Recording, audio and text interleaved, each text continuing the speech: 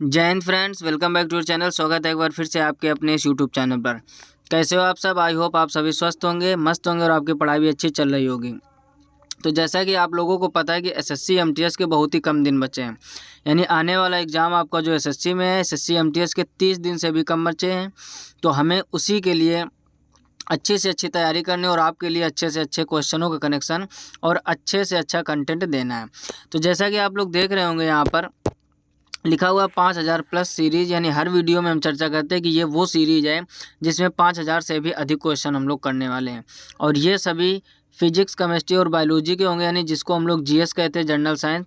और ये उसका पार्ट 6 है। यदि इसके पहले के आपने वीडियो लेक्चर नहीं देखे हैं तो उनका लिंक नीचे डिस्क्रिप्शन में आपको मिल जाएगा या फिर प्लेलिस्ट में आप जाकर विजिट कर सकते हैं। तो फटाफट से वीडियो को लाइक कर दीजिए। आपके लाइक और शेयरिंग से ही हमें मोटिवेशन मिलता है और आपके लिए हम अच्छे से अच्छा कंटेंट बनाने का प्रयास करते हैं। देखते हैं अगला क्वेश्चन क्या लिखा हुआ है।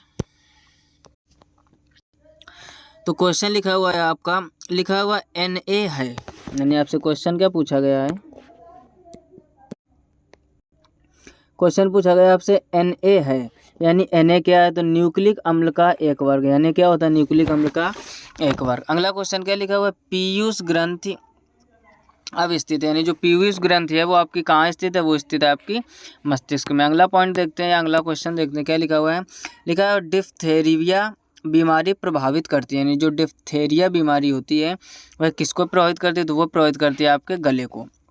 अगला क्वेश्चन लिखा हुआ है टेलीविज़न के आविष्कारक हैं, तो टेलीविज़न के आविष्कार हैं आपके जेएल वेयर्ड। अगला क्वेश्चन लिखा हुआ है गतिज ऊर्जा का व्यंजक है, तो गतिज ऊर्जा का व्यंजक होता है यानी के इक्वल, जिसको हम लोग कहते हैं हाफ mv²। के बराबर क्या होता है? हाफ mv², जहाँ m आपका है द्रव्यमान, v है वेग और k है काइनेटिक एनर्जी यानी गतिज ऊर्जा। अगला पॉइंट लिखा हुआ है प्रतिध्वनि किस कारण सुनी जाती है? तो ध्वनि के तरंगों के परावर्तन, यानी जो प्रतिध्वनि होती है वो ध्वनि के तरंगों के परावर्तन के कारण। परावर्तन का मतलब क्या होता है? जहाँ से कोई चीज़ टकरा कर वापस आ जाए। जैसे आपने क्लास 10th या 12th में पढ़ा होगा प्रकाश का परावर्तन, रिफ्लेक्शन ऑफ लाइट। तो जब प्रकाश की किरण किसी चिकने पृष्ठ जैसे दर्पण से टकरा कर वापस आती है तो वो प्रकाश का परावर्तन होता है। वैसे ही ध्वनि तरंगों का परावर्तन होता है, जिसके कारण हमें प्रतिध्वनि सुनाई देती है। देखा होगा आप लोगों ने, पहाड़ों के पास जाके हम या फिल्मों में दिखाते हैं, जब हम कोई आवाज़ लगाते हैं तो उस आवाज़ को वही आवाज़ पहाड़ों से टकरा कर पुनः हमको सुनाई देती है। तो यही होती है आपकी प्रतिध्वनि। अगला पॉइंट लिखा हुआ पानी से भरे एक बर्तन में बर्फ़ का एक टुकड़ा तैर रहा है, पूरी बर्फ़ को पिघलने पर बर्तन का जल स्तर होगा तो अपरिवर्तित रहेगा। पिछले भी लेक्चर में इसकी चर्चा हमने की थी। जब भी आप बर्फ़ का टुकड़ा गिलास में डालोगे तो जैसे ही बर्फ़ का टुकड़ा पानी में डालोगे तो पानी का स्तर बढ़ता है और वह उतना ही बढ़ता है जितने में बर्फ़ घुल सके। यानी कहने का मतलब ये मत सोचना आप कि जब बर्फ़ घुल जाएगी तो पानी का स्तर बढ़ जाएगा। ज़्यादातर लोगों का आंसर यही होता है कि स्तर बढ़ जाएगा, स्तर पर कोई प्रभाव नहीं पड़ेगा। अगला पॉइंट देखते हैं, लिखा हुआ है, लिखा है दो समांतर दर्पण के बीच धातु के एक गोले को रखा जाता है, इससे बने प्रतिबिंबों की संख्या कितनी होगी? तो वो असंख्य या अनंत। एक ये भी कभी कभार आंसर देता है अनंत, जिसको हम लोग इनफाइनाइट ऐसे सिंबल से समझ सकते हैं। यानी अगर दो समांतर दर्पण है उसके बीच में कोई भी आप वस्तु रख दोगे तो उसके द्वारा बने प्रतिबिंबों की संख्या हमेशा अनंत होती है। अगला लिखा हुआ है सरल यांत्रिकी लाभ वाले लीवर में होता है, तो वो प्रयास व फलक्रम के बीच भार होता है। अगला लिखा है एक पिन समतल दर्पण में प्रतिबिंब बनाती है, यदि वह दर्पण पिन की तरफ 10 सेंटीमीटर खिसक जाए तो उसका प्रतिबिंब कितनी दूर खिसक जाएगा? तो वो भी 10 सेंटीमीटर। इसका मतलब समझो, जैसे समतल दर्पण की विशेषता आपने 10th या 12th में पढ़ी होगी। तो समतल दर्पण क्या होता है? हम लोग दर्पण से जितनी दूरी पर खड़े होते हैं हमारा प्रतिबिंब भी दर्पण के अंदर उतनी दूरी पर बनता है। आई होप आप बस समझ गए हो। अगर नहीं समझ रहे तो आप थोड़ा समझने का प्रयास कीजिए। जैसे ये आपका हो गया दर्पण, ठीक, ये क्या हो गया आपका दर्पण। अब इस दर्पण से मान लो ये 10 सेंटीमीटर की दूरी पर ये एक वस्तु रखी है, तो दर्पण के अंदर जो प्रतिबिंब बनेगा वो भी 10 सेंटीमीटर की ही दूरी पर बनेगा। आप ट्राई कर सकते हो घर में, इसको आप शीशे के सामने खड़े होइए, उसके बाद धीरे धीरे आप पीछे हटोगे तो आपका प्रतिबिंब जो दर्पण के अंदर बन रहा है वो भी धीरे धीरे पीछे हटेगा। इसका मतलब ये हुआ कि जितनी दूरी पर समतल दर्पण से वस्तु होती है उतनी ही दूरी पर उसका प्रतिबिंब बनता है।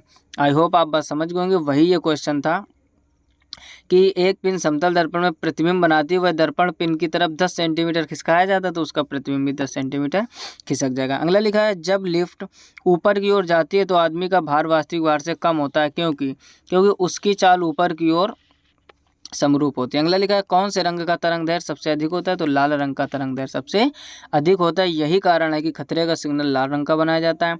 आपने देखा होगा टावर में या एम्बुलेंस में या कहीं भी खतरे का सिग्नल के लिए हम लोग रेड लाइट का इस्तेमाल करते हैं। अगला लिखा है वायुमंडलीय परत जो बेतार संचार हेतु है, वायुमंडलीय परत जो बेतार संचार हेतु है उसको क्या कहते हैं, वो आयोनोस्फेयर।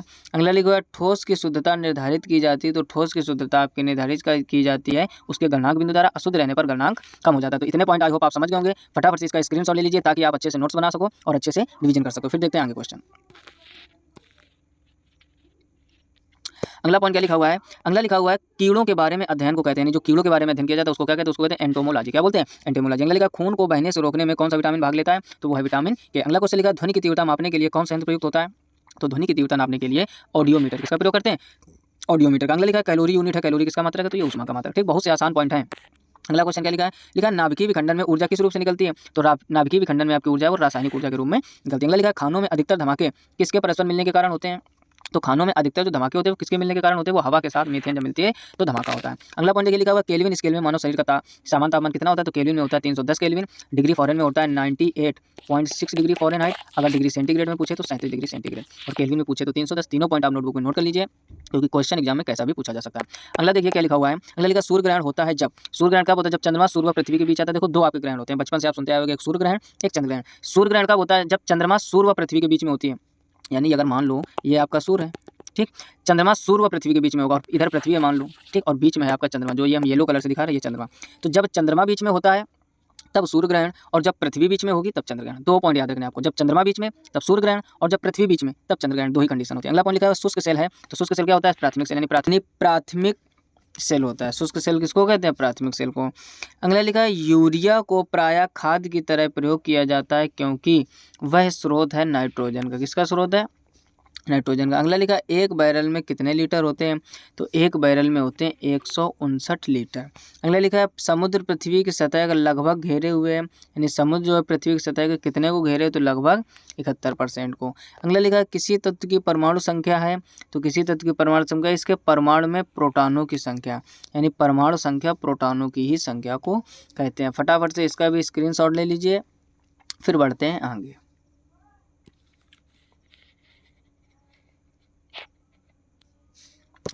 अगला पॉइंट देखिए क्या लिखा हुआ है, अगला पॉइंट लिखा हुआ है प्रकाश का रंग मूल रूप से निर्भर करता है, जो प्रकाश का रंग होता है वो किस पर निर्भर करता है, तो वो प्रकाश की तरंग दैर्घ्य पर।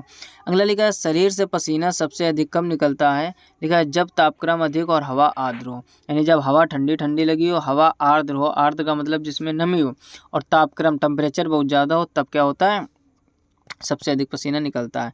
अगला लिखा हुआ है सूर्य में ऊर्जा का स्रोत है, तो सूर्य में ऊर्जा का स्रोत है हाइड्रोजन का संलयन, या कभी कभार ऐसे क्वेश्चन बनता है कि सूर्य में ऊर्जा का मुख्य स्रोत क्या है, तो आप संलयन भी सही कर सकते हो। अगला लिखा हुआ है कौन रासायनिक प्रतिक्रियाओं में भाग लेते हैं, तो बाहरी सेल के इलेक्ट्रॉन की संख्या, यानी बाहरी सेल के इलेक्ट्रॉनों की संख्या प्रतिक्रियाओं में भाग लेते हैं। अगला लिखा है एक तत्व को दूसरे तत्व में बदलने के लिए आवश्यक है, तो है रासायनिक प्रतिक्रिया।